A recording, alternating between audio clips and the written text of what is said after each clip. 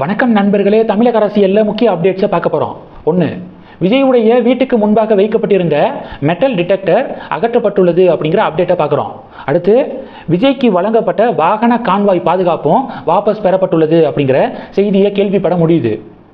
தனிப்பெரும்பான்மையை நிரூபிக்க விஜய் சிரமப்பட்டு இருக்காரு. விசிகா, காங்கிரஸ், கம்யூனிஸ்ட் கிட்ட சப்போர்ட் கேட்டுக்கு இருக்காரு. காங்கிரஸ் சப்போர்ட் பண்ணிட்டாங்க. விசிகே, கம்யூனிஸ்டெல்லாம் இப்போ யோசிச்சுட்டு இருக்காங்க. இரண்டாவது முறையாக கவர்னரை விஜய் சந்திச்சு ஆட்சி அமைக்க உரிமை கோரினார் அப்படிங்கிற செய்தி இப்போ ஃபிளாஷ் நியூஸ். ரெண்டாவது வாட்டி மீட் பண்ணியிருக்காரு விஜய் கவர்னரை. கவர்னர் இதுக்கும் அக்செப்ட் பண்ணிக்கல அப்படின்னா சுப்ரீம் கோர்ட்டை அப்ரோச் பண்ணலாம் அப்படின்னு டிவிக்கே முடிவெடுத்திருக்காங்களாம்.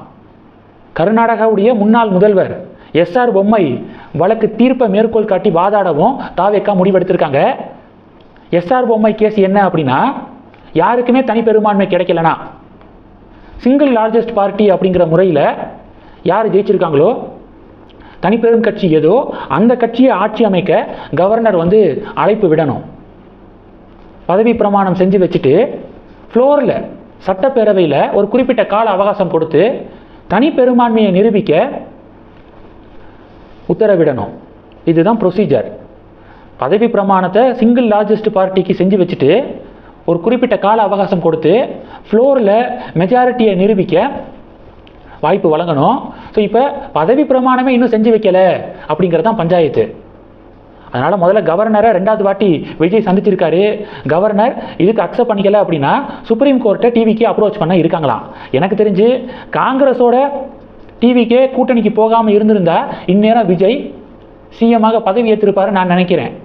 மாற்றம் தரேன் அப்படின்னு சொல்லி அரசியலுக்கு வந்த விஜய் காங்கிரஸோட போய் கூட்டணி வைக்கிறதா அப்படின்னு கேள்விகளும் எழுப்பப்படுது. எவ்வளவு ஊழல் பண்ணியிருக்காங்க காங்கிரஸ் அவங்களுடைய ஆட்சியில், அதை பட்டியலிட்டா ஒரு நாள் பத்தாது. தமிழர்களுக்கு ஈழத்தில் ஈழத்தமிழ் மக்கள் எவ்வளவு துன்பங்களை அனுபவிச்சாங்க. அப்போ காங்கிரஸ் இந்தியாவில் ஆட்சியில் இருந்தாங்க, அதை ஒன்றுமே அவங்க தடுக்கலையே. அப்போது அப்பேற்பட்ட காங்கிரஸ் கட்சியோட கூட்டணியா அப்படின்னு டிவிகேவுக்கு எதிராக பல முழக்கங்களையும் சமூக வலைதளத்தில் பார்க்க முடியுது. அடுத்து, அதிமுகவும் திமுகவும் ஒன்று சேர போகிறாங்களாமே அப்படின்னு ஒரு டாக் ஓடிக்கு இருக்குல்ல, இதெல்லாம் பாசிபிளா அப்படின்னு நிறைய பேருக்கு டவுட்டு. பாலிடிக்ஸில் எதுவும் பாசிபிள் அப்படிங்கிறதான் நான் போன வீடியோவில் சொல்லியிருந்தேன். அதுபோக டிவிகே மேலே இபிஎஸ் பயங்கர கடுப்பில் இருக்காராம். காரணம் என்னென்னா, டிவிகேவுக்கு சப்போர்ட் வேணும்னா டைரக்டாக என்ன அப்ரோச் பண்ணாமல் செங்கோட்டையன் மூலமாக சிவி சண்முகத்துக்கிட்ட பேசி அதிமுக எம்எல்ஏக்களை 30க்கும் மேற்பட்ட எம்எல்ஏக்களை தங்கள் பக்கம் இழுக்க காய் நகர்த்தியிருக்காரு செங்கோட்டையனு. டைரக்டாக என்ன அப்ரோச் பண்ணியிருக்கலாம்ல, அதை விட்டுட்டு சிவி சண்முகம் மூலமாக கட்சியை உடைக்க செங்கோட்டையன் பிளான் பண்ணியிருக்காரு அப்படின்னு அதிமுக பயங்கர கடுப்பான் டிவிகே மேலே. ஸோ அப்போ டிவிகேவை ஆட்சிக்கு வர விடாமல் பண்ணணும். அதுக்கு என்ன பாசிபிலிட்டி?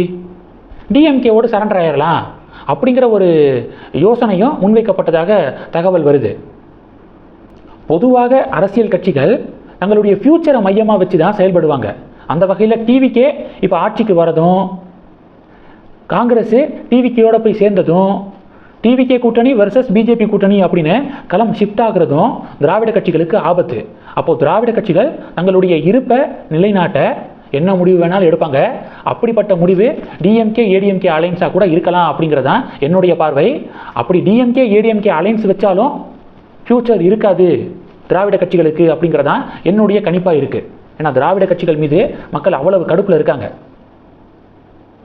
அதனால் இவங்க சேர்ந்தாலும் அதனால் ஒரு பெரிய தாக்கத்தெல்லாம் ஏற்படுத்த முடியாது அப்படிங்கிறத நான் நினைக்கிறேன். நீங்கள் என்ன நினைக்கிறீங்க? மறக்காமல் கமெண்ட் பண்ணுங்கள். அடுத்து பார்த்தீங்கன்னா, இந்த ஸ்ரீராம் சேஷாத்ரி அப்படிங்கிறவர் தேர்தல் முடிவுக்கு பிறகு தமிழக பாஜகவுக்கு காம்பினேஷன் ஆஃப் ஸ்வந்து அதிகாரி, ராஜீவ் சந்திரசேகர், சுனில் பன்சால் போன்றவர்கள் தேவை. இந்த 3 பேர் சேர்ந்த ஒரு கலவை தான் தமிழக பாஜகவுக்கு தேவை அப்படின்னு ஸ்ரீராம் சேஷாத்ரி பதிவு போட்டிருக்காரு. நார்மலாக நமக்கு இருக்கக்கூடிய பழக்கம் என்ன தெரியுமா? அதாவது தாஜ்மஹாலுக்கு பக்கத்தில் இருக்கிறவன் தாஜ்மஹாலை போய் பார்க்க மாட்டான். அது மாதிரி தான் தஞ்சாவூர் பெரிய கோயிலுக்கு அது பக்கத்தில் இருக்கிறவன் அவ்வளவா போய் பார்க்க மாட்டான்.